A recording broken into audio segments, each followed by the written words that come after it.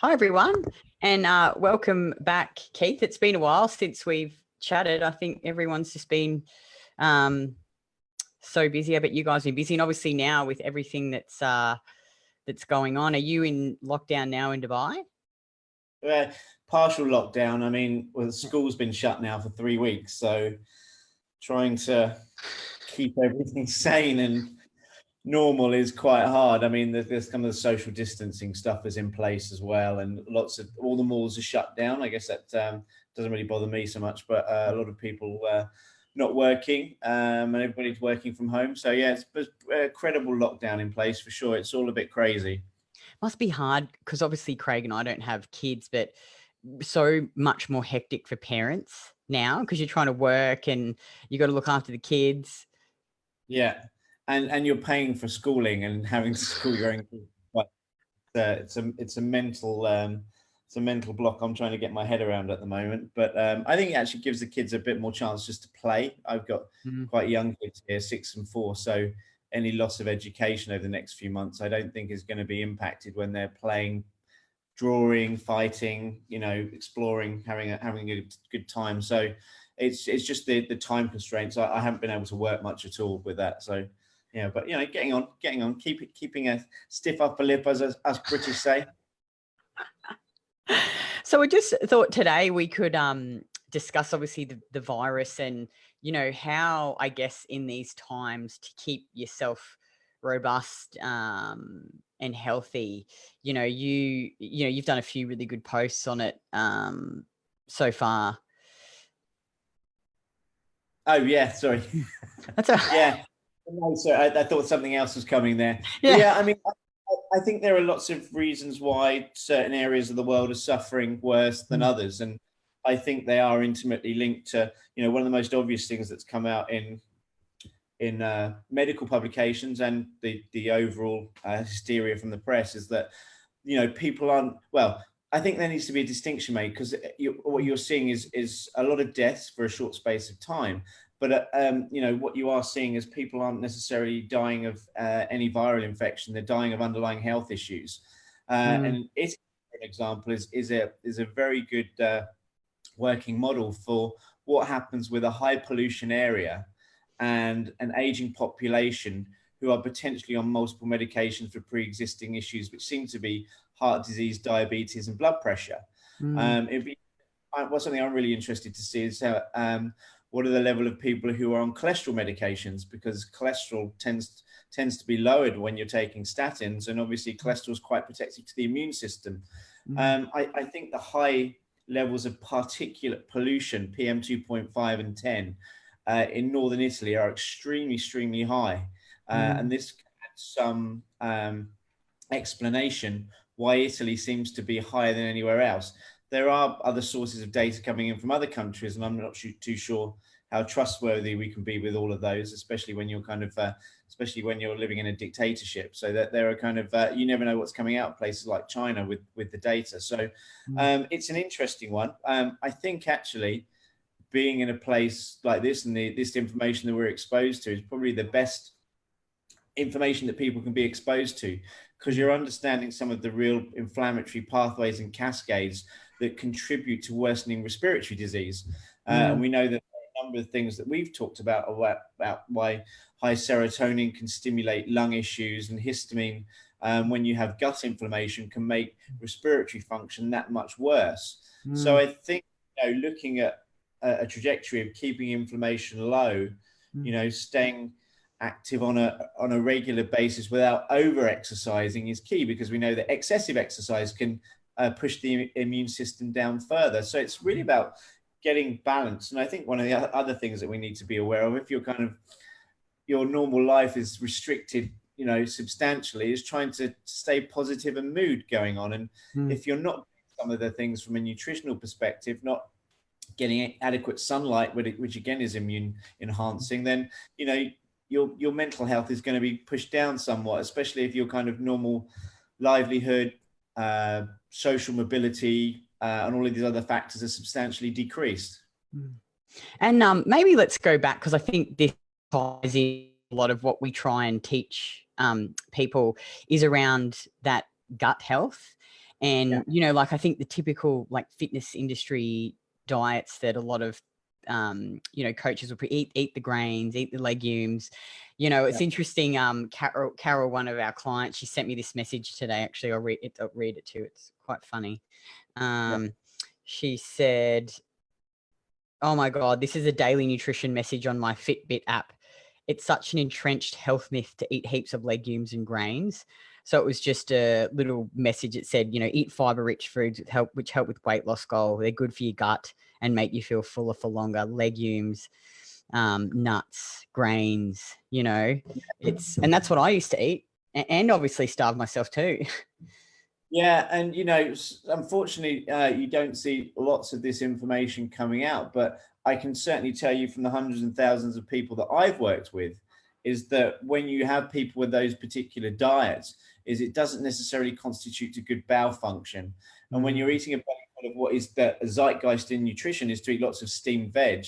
These steamed veg, they're very difficult to break down. They accumulate more bacteria. They produce more endotoxin.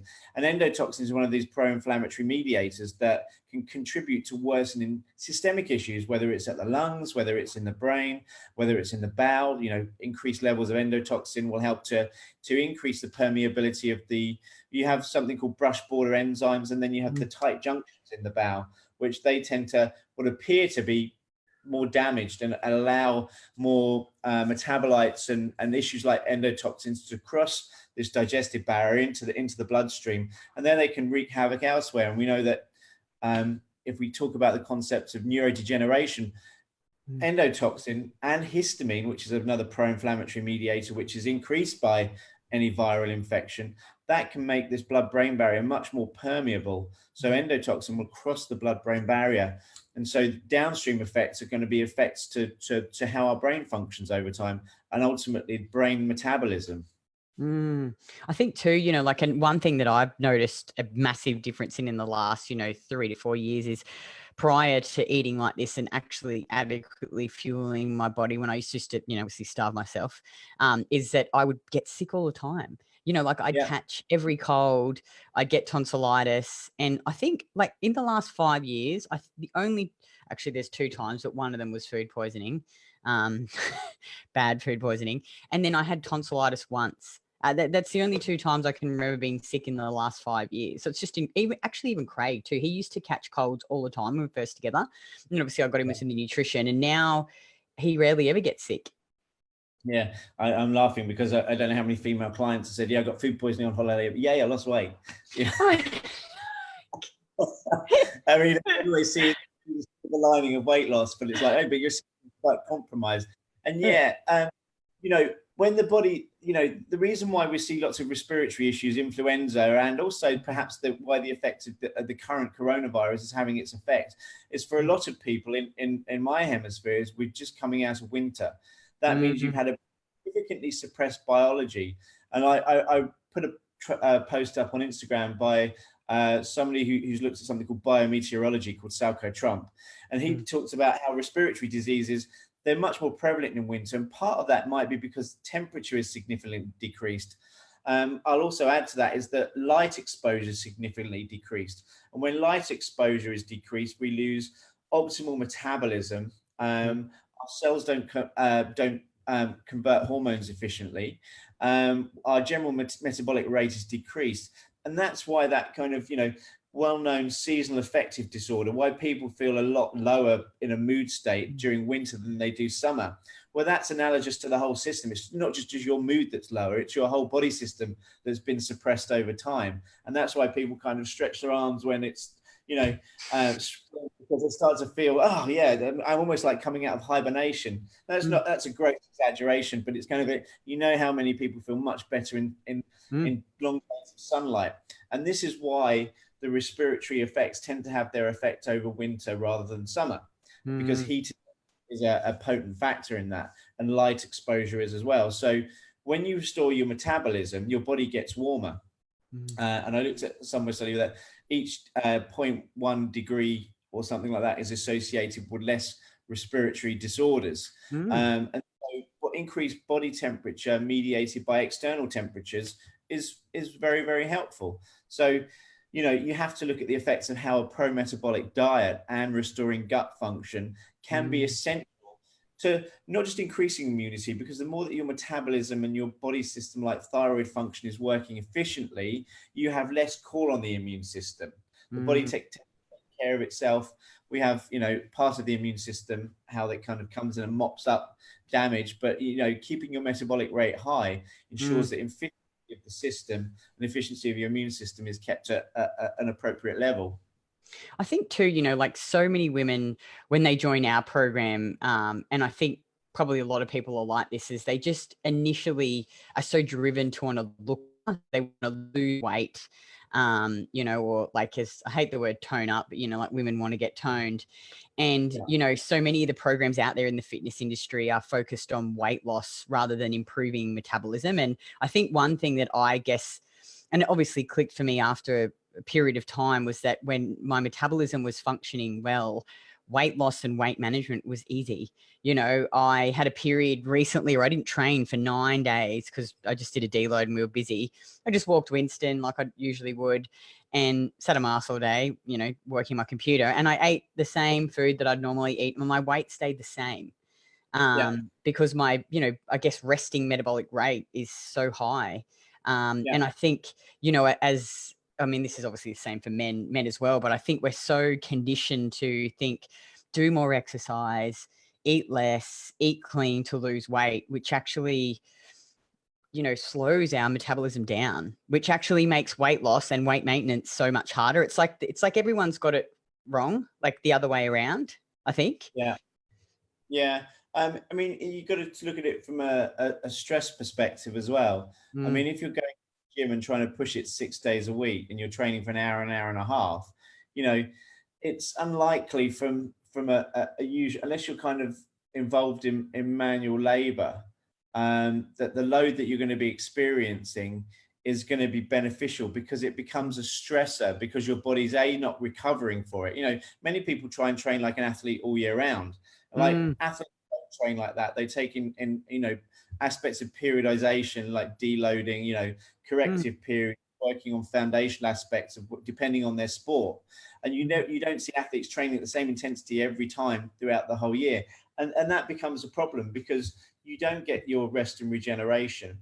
I think it's harder for somebody who has metabolic issues to notice. So you'll see people going into the gym day in, day out because they get that temperature lift from training. But small things creep in. It might be maybe not going to toilet every day, or their sleep's worsening, or their menstrual cycle's becoming slightly irregular. For guys, I've seen guys who train 6 days a week and still have low libido and low testosterone. And so, you know, assuming that from a weight management perspective or kind of weight loss perspective, that training day in, day out, very high levels, breathless exercise without adequate rest periods is going to have a negative metabolic effect over time.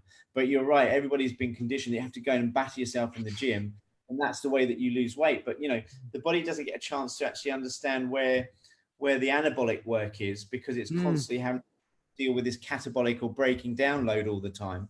And, you know, breathless exercise, if you're kind of doing your weights and then do a cardio session straight after, which is what a lot of people trying to do. I used to do that. Yeah, you get a lot of mixed results, right? You're much more beneficial trying to kind of focus on your weight sessions and then doing separate walking or whatever sessions, swimming, if you need to do that. But generally, rule of thumb, you give the body slightly mixed messages. And a bodybuilder trying to cut and get extremely low levels of body fat, which we know in females causes you know, issues like amenorrhea, or, you know, other cyclical issues, or enhanced PMS. And, you know, there are many problems associated with trying to push yourself that hard. And I think if you kind of even just speak to anyone who knows what they're doing, they'll never suggest you work out like that. Yeah, I know, it's crazy. It's and it's still, I think, obviously I know this now, but it still blows my mind, you know, like the obviously you still have to train. Like, I'll train 3 days a week, but it's the least I've ever trained, you know, and I eat such a lot of food and I look the best I ever have. And I think it's a hard thing to get your head around sometimes, especially if you're so conditioned to, like you say, you know, training 6 days a week and doing all the cardio and doing more. And, you know, and two, the more muscle you have, the better, you know, the more calories you'll burn just simply at rest, you know. But like you say, you've got to give yourself like like I always have my deloads now, always. And I look forward to them, you know, because I know that I'll come back rested and stronger and, you know, but I can understand, you know, especially with women, how it's such a hard thing to get your head around. Yeah, I mean, the media doesn't do anybody any favors, does it? And Mm, unfortunately, mm, there's a large swathe of the fitness industry that tend to kind of promote that. So, you know, and you know, I know plenty of trainers where, you know, perhaps used to look forward to training people 5, 6 times a week, but actually know that, you know, if you get more clients who do really well training 3 days a week, and mm, look better, feel mm, better, they're going to do better than the people that are taking clients on for 5, 6 days a week. But mm. it's a trainer's mindset to change that as well, right? As well as the clients who are kind of coming on board for conditioning. Mm. And let's talk about now, you know, what people can do to, I guess, support their metabolism and, you know, support good immune function during this time. Obviously, one, we talked about getting sun.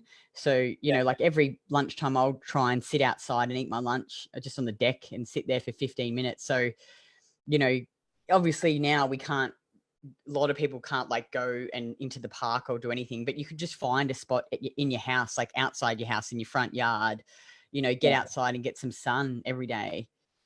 Are you not allowed into parks where you are? Oh, there's certain like some, yeah, they're not like Vic was telling me yesterday that you're not supposed to be in the kids parks. So I think some places, yeah, you Yeah. can't. Mm, Yeah, I know you can't climb on the climbing frames and stuff, but mm, you can play. Yeah, you know, everybody knows the health benefits of adequate vitamin D and ultraviolet light. There are many studies that show that actually ultraviolet light inactivates viruses. So getting mm, adequate light is not just beneficial from a vitamin D perspective, which enhances immunological function. The light does have a specific viral deactivating effect. Whether it does on this one, don't know, but getting adequate sunlight is key for optimal health, whether you are having a virus or not, right? mm, Um, you know, even normal light exposure, because there are different spectrums of light, the reds, the oranges, the yellows, they have different effects on enhancing metabolism, enhancing cellular function. And, you know, when you have a lack of light, it's just the same as being in winter, right? If you're encouraged to stay at home and you're just taking that as word, you're putting yourself in your problems. You need to get adequate light, one, to keep your kind of general health popped up, but from a mood perspective, we function much better from mm. having adequate light. But yeah, you can't underestimate the amount of the effect of having adequate vitamin D. And every single day you should be getting some kind of exposure. A minimum of 15-20 minutes would be ideal for sure. Mm.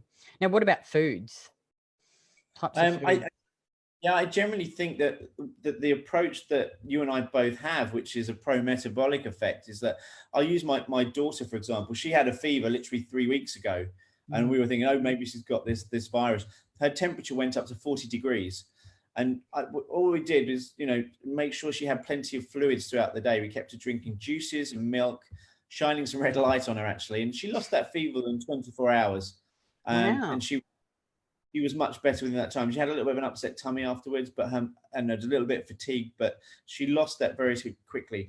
And the concept of keeping your energy available is Mm, going to mean, you know, a lot of people say there's that old wives' tale that feed a fever, starve a cold. Well, I think that's a load of BS. It's like if you have something, you don't want to starve yourself. Now, your appetite will be suppressed because your immune system and your stress system is being called upon to fight an infection. But the best thing you can do is to keep regular energy coming in. So mm, whether it's drinking juices or milk and stuff like that, if your appetite's suppressed so much.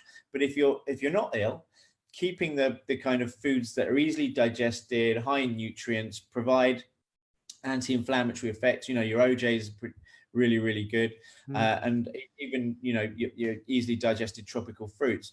mm, Getting adequate protein in is essential for liver function. So, you know, make sure that you're doing that. I mean, the contrast between whether you're sick or not is still the same. Obviously, your appetite is reduced if you're sick, but if you're not, mm, keeping your appetite going throughout the day is really, really useful.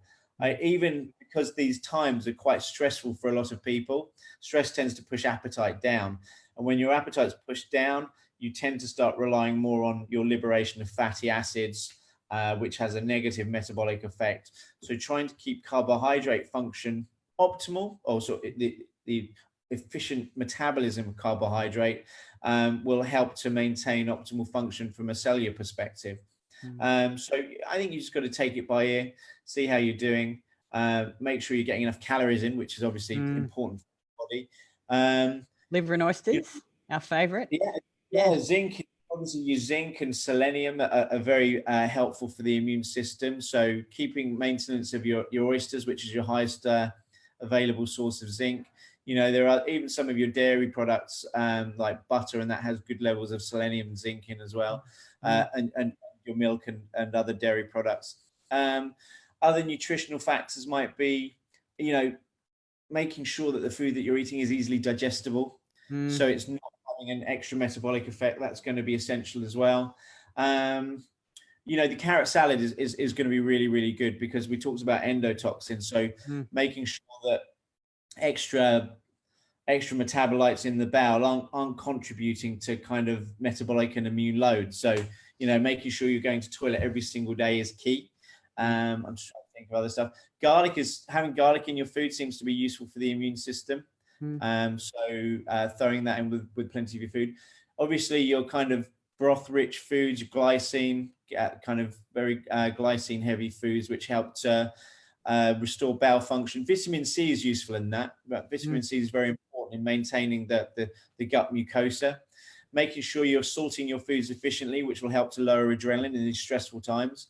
I've certainly noticed when I've snapped at the kids, and I probably haven't eaten on a regular basis. I should, but there's also me being looking after them most of the day is quite stressful. But if I eat more food and salt my foods, then this can be very, very helpful for preventing the blood sugar response that's going to be making you snappy. And, you know, if we're all kind of living together instead of going off and doing our normal jobs, you know, even I think that the strongest relationships will have their little quips here and there. And you touched before, and let's talk a little bit more about red light. You know, we've all got our little red light lamps that we have. You know, I usually put mine on before bed, and we'll have that. Talk a bit more about red light and the benefits of red light. Sure. So red light helps to restore the aerobic system. Now, when we get damaged the aerobic system, we have various complexes that help to push energy across this membrane, and we supply energy efficiently by having a good metabolism of carbohydrate. Now, as damage occurs to this system that uses both carbohydrates and oxygen, we tend to sometimes, first of all, switch away from carbohydrate and start to use more fat. Now, if that gets chronic, it can create more issues down the chain for this energy system. When there's a loss of this system at the last part of the aerobic chain, red light helps to restore that. So what red light generally helps to do is to restore the last chain. It's something called cytochrome C oxidase, which helps to basically produce energy, carbon dioxide, and water. So even just restoring yourself to red light seems to have a protective effect. There are many beneficial effects of getting red light. I mean, there are like 4,000 odd studies on the benefits of red light, and some are more productive than others. One of the interesting aspects that I've seen, and I'm not sure if this is panning out, a lot of red light promoters will say that it increases nitric oxide. And nitric oxide tends to be a pro-inflammatory mediator. So there's a fine line when nitric oxide is helpful and when it's not. But if you look at red light as its major functions, it will help to restore optimal metabolism, which often means that there's less nitric oxide needing to be produced. So I'm not convinced on this nitric oxide version, but certainly the one takeaway from having adequate red light is optimal metabolism and optimal sugar metabolism.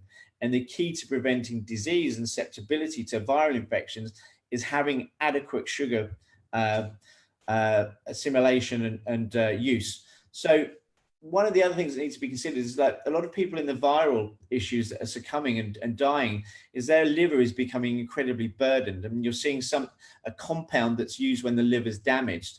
So being able to maintain optimal cellular function will mean that there's less burden on the liver. So red light can generally just help to do that.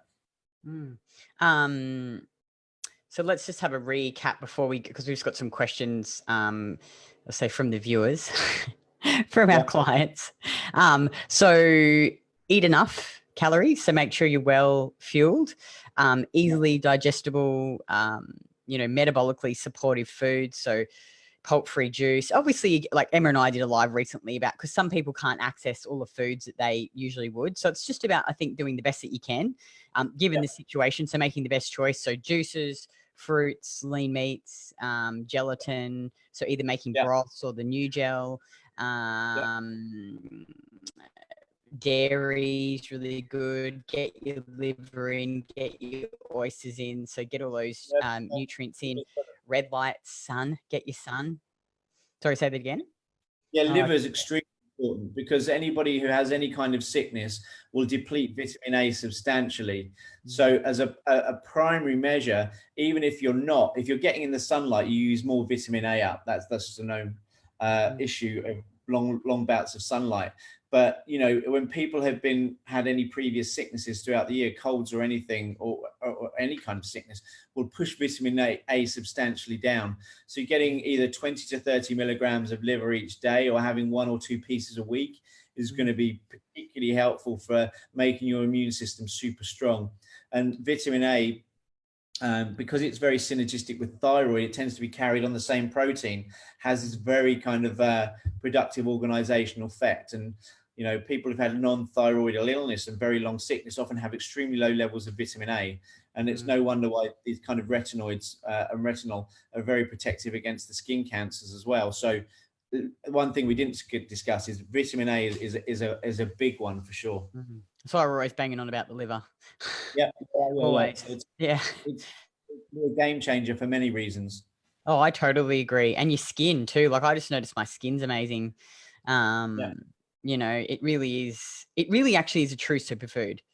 Like, yeah. It's not the green vegetables, not the nuts, not the seeds, not all the bloody other, things that the health gurus bang on. It's actually, it's funny because I see, like, I'll scroll through Instagram and you see a lot of coaches and look, I used to be like this too. And like, they're all, like, it's all so complex, and you've got to eat the green vegetables and the smoothies and do all these weird and wonderful things. And, it's just, it's now that I've learnt about it and I've been practicing it for a while, it's really just, like food that your grandparents used to eat. Good old fashioned, yummy, easily digestible food. Like, my grandma used to make liver and kidney on toast for my granddad. It was gross, with parsley. She'd make ice cream custards. We always used to eat heaps of custard. She'd actually squeeze oranges, drain the pulp, and we'd have it for breakfast. Eggs. She'd home make bread.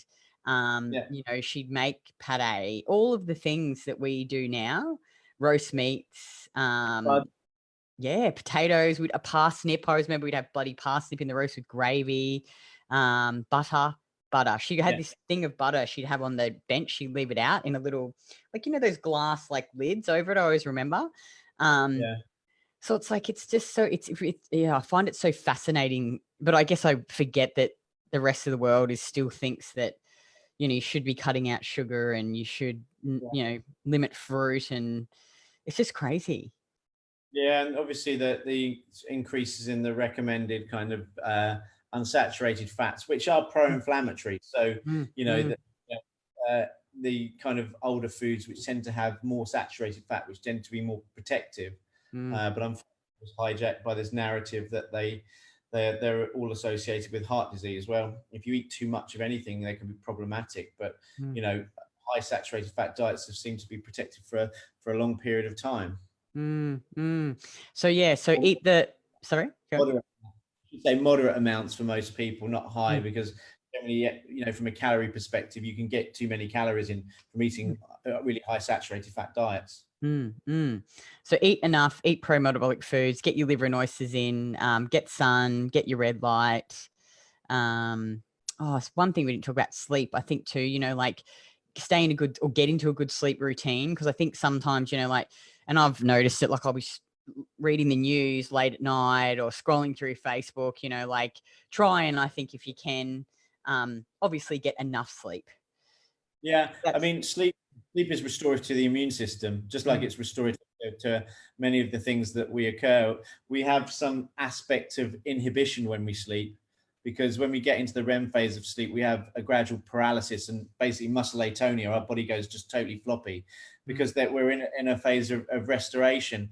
The more that you're not in that phase of restoration, the more cortisol, the more growth hormone, the more prolactin you produce, which makes your ability to restore nightly is massively decreased. And the more you keep going through that poor sleep wake cycle, it means that, you know, hypothyroidism is a well-known symptom of sleep deprivation for a lot of people. That's why heart disease and mood disorders are also intimately linked to sleep wake cycles. So, you know, having enough energy to stimulate onset of sleep and to maintain deep restorative phases of sleep. A lot of people wake up in that kind of, you know, 2 to 3 in the morning, because your brain in its deep phase of sleep, the REM phase, uses just as much glucose in the waking state as it does in this state. So if you don't have enough energy available, you can't access that REM phase of sleep.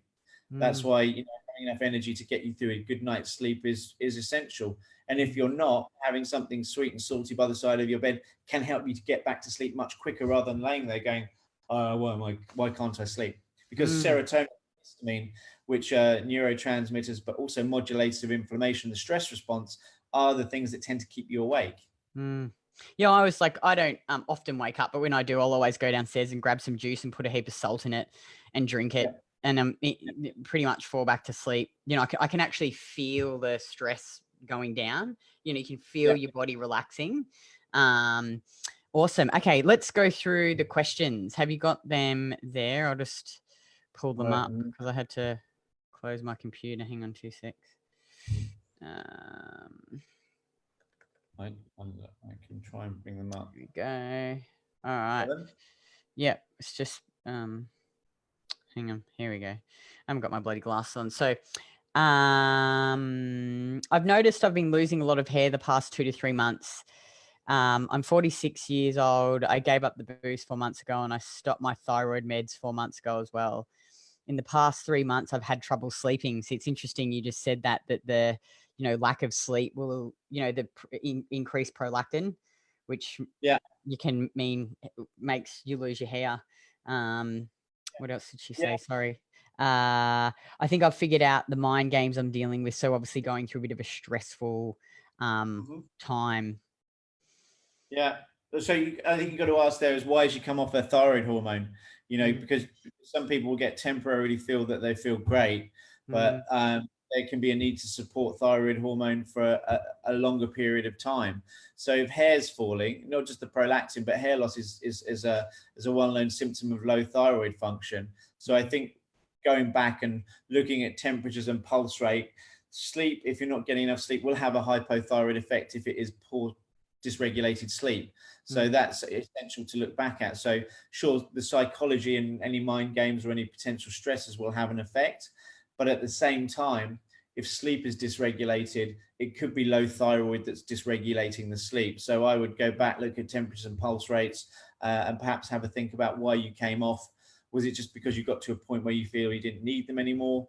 Potentially these low thyroid symptoms are coming back, and that might need a review to see if you need longer support for a longer period of time. Okay, cool. Question 2, with the virus, is it correct that by drinking hot drinks often clears the virus from the throat to the gut, which then is killed by gut breakdown? This then prohibits it from going to respiratory system to infect. Just one of, I suppose, many things I've read.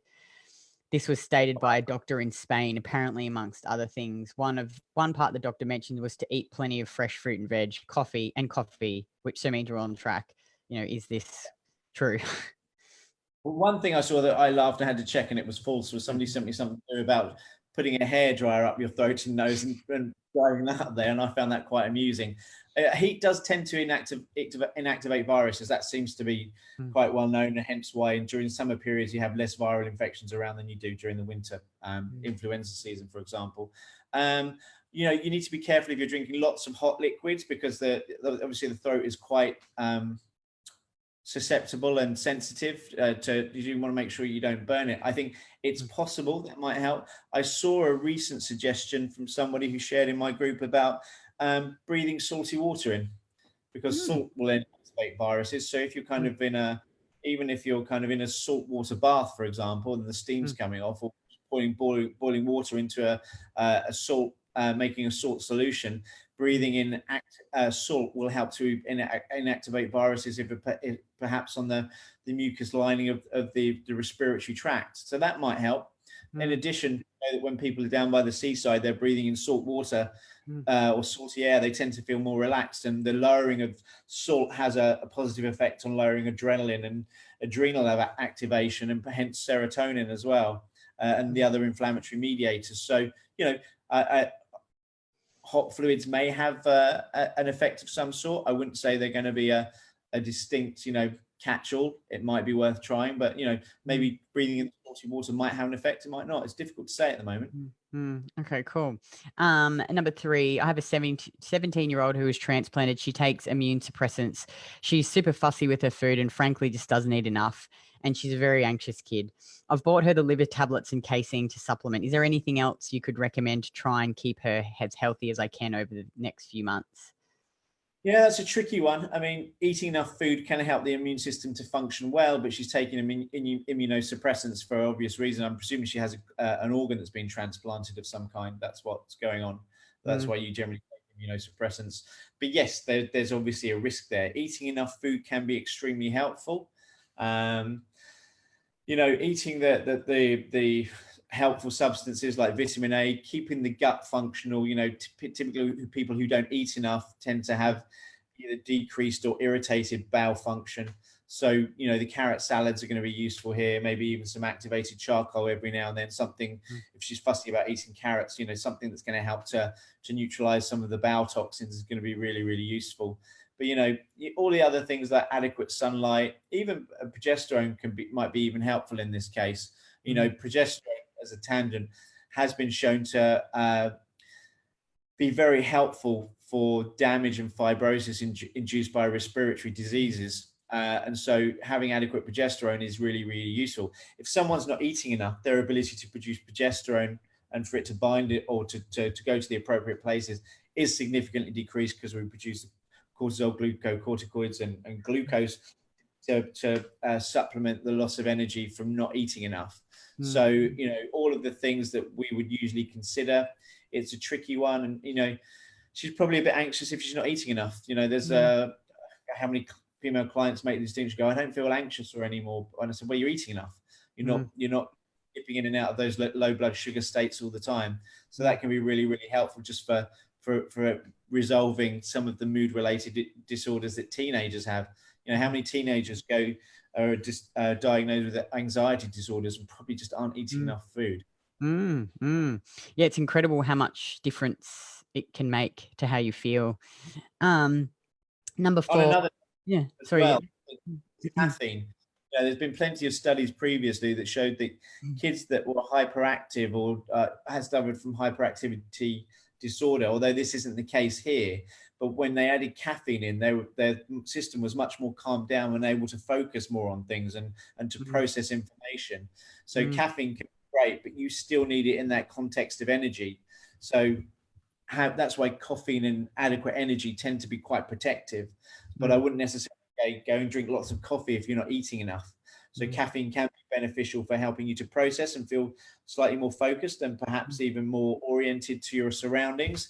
But again, the context, it has to be with adequate available energy with those things we've recommended as well.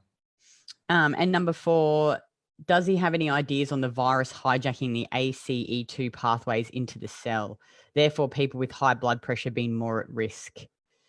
Yeah, I mean, I'm not an expert on this. I've only looked at it briefly, but some of the people that are most susceptible are the cardiovascular disease people. I think cardiovascular disease has been the primary thing, and hypertension, blood pressure, and then diabetes has been the next statistical kind of issue where people are more prone to succumbing from this current virus. So what the ACE inhibitors tend to do is they make sure that there's more pro-inflammatory mediators around. Blood pressure, I think, the real problem behind this, and if you look at Italy again, I've made some suggestions that the reason why people are susceptible is that they're on multiple medications, including blood pressure, sometimes blood sugar, and perhaps other cardiovascular disease medications. When you're in a high pollution state, and I'm digressing slightly here, is that what happens to thyroid function, testing people efficiently becomes really, really hard, because transthyretin, which is a protein carrier of thyroid hormone, T4, and vitamin A, gets hijacked by these pollutants, particularly the airborne polycyclic derivatives, which you get from combustion engines like coal plants, energy producing plants, and car exhaust fumes and diesel fumes. And also there are other pollutants that bind to this. So the ability to actually say to someone, I don't think heart disease issues like high cholesterol, high blood pressure, and high blood sugar or low blood sugar related issues, I think they're all part of the same big issue, which is thyroid function physiology. But a problem is, a lot of the time, is that when someone isn't looking at how the thyroid should be analyzed efficiently, you'll get more cardiovascular disease, more high blood pressure, and more blood sugar and cholesterol issues. But unfortunately, people get sourced onto these single action medications, and that's what we're seeing with the ACE inhibitors. The ACE2s do seem to work a bit better, but what we have is that when you have the blood pressure medications, you have a lack of flexibility in the system, and the pro-inflammatory mediators, some are called bradykinin. We also have increased serotonin, increased histamine.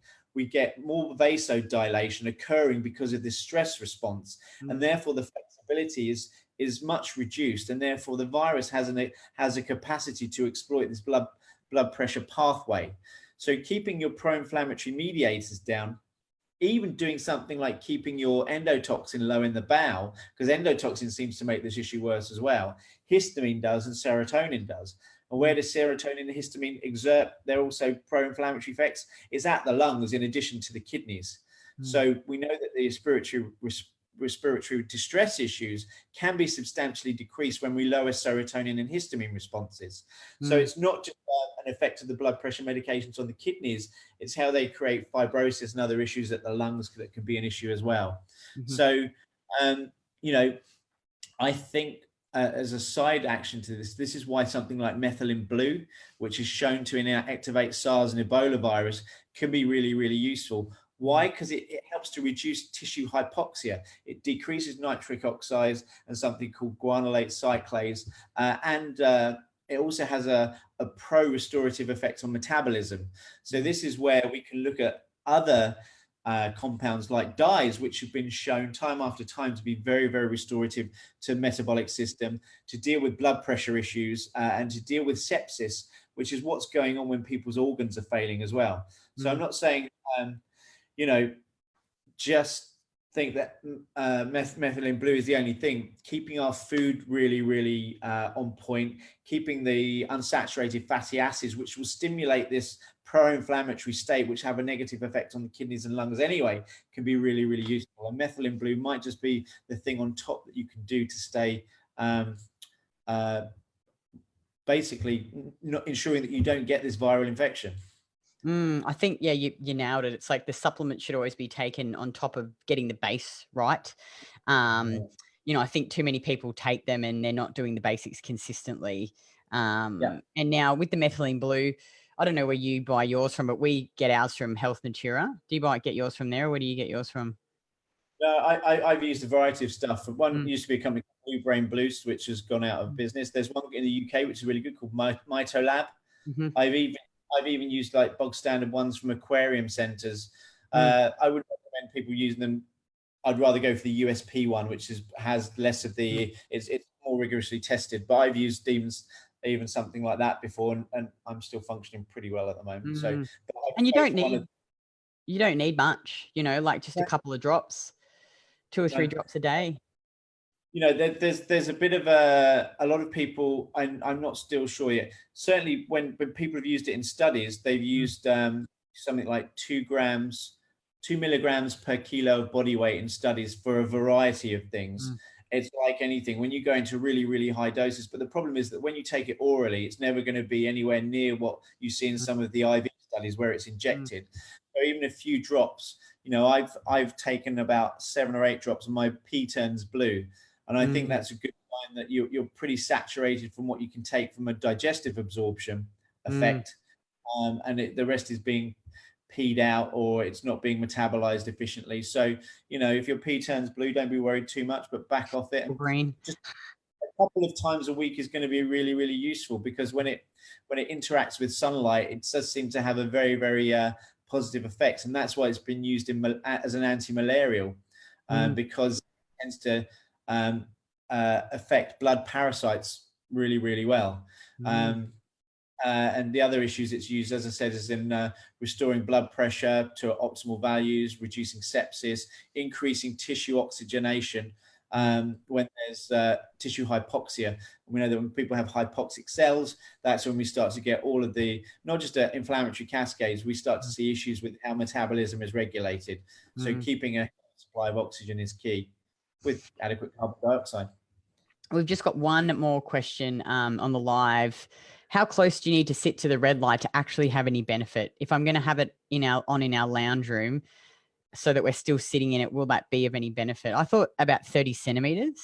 Yeah, I think that's about right. It really just depends on how powerful the device is. Some people will go a little bit further and use a light device to actually measure the power output. But I think with about 30 centimeters, I think you may get some smaller effects from further away. But I think just exposing it to your body for anywhere between 5 minutes on each body part up to 10 minutes and on the body 20-30 minutes throughout over the day is going to be really, really useful. But yeah, I think that 30 centimeters seems to be that the general norm that seems to elicit results, but so it can depend on the device. But you're usually looking at sticking that range between 650 to about 830, 850 NWs. So with the red light, small regular, like say doses of say 5 to 15 is better than sitting there for say an hour with it on you. Yeah.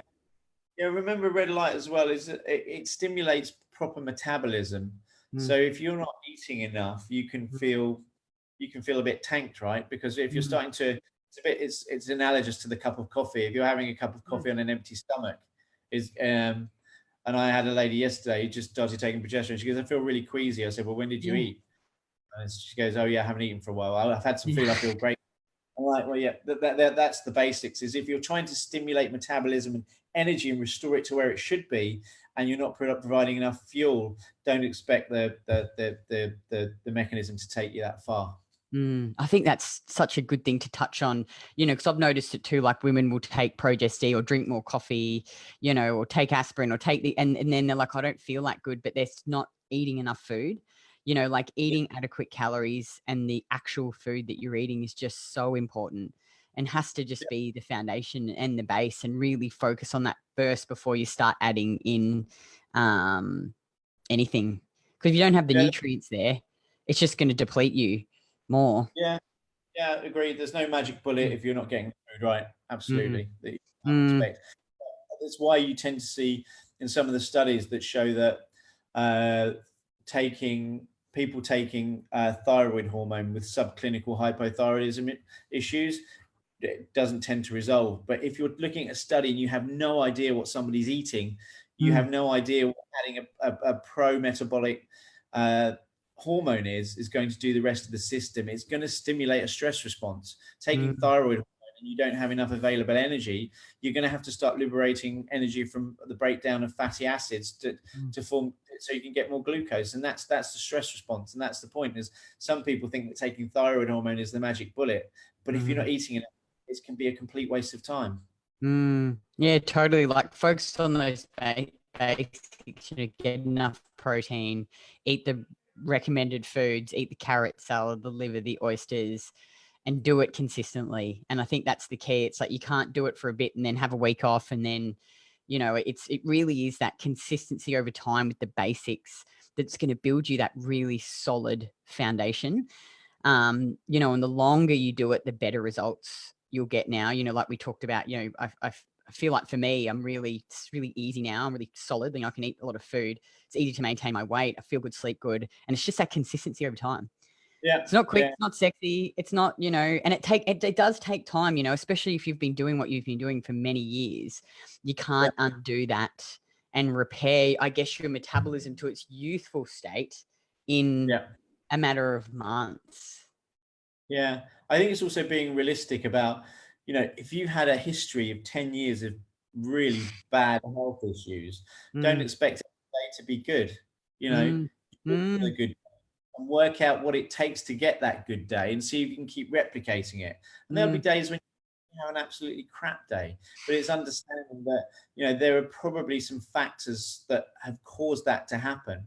And it's like, some people, I'm not saying this as a negative effect, some people will never get to the point where they're absolutely getting back to their youthful 18-year-old self. That's just a product of aging. But the more of the anti-aging kind of principles that you can incorporate, which is maintaining cellular health and metabolism, is the way to go to making you be able to feel better and to trying to recoup some of those days and make you feel like you can do more, be more explorative, get more hobbies, go back to being a bit more sociable, or not. Some people are introverts, but at least having the capacity there to be a little bit more with the environment rather than kind of being succumbing to it, which is what these kind of enforced social policies will have on some people. So keeping strong and healthy and positive by maintaining your metabolic rate means that you're really looking forward to this being over and ready to bounce back into the world. Well, thank you so much, Keith. I've got to run because we're doing one of our home workouts we put together live in our group, which I'm not looking forward to because my legs are really sore from squatting yesterday, and apparently it's quite challenging, this workout that Craig's put together.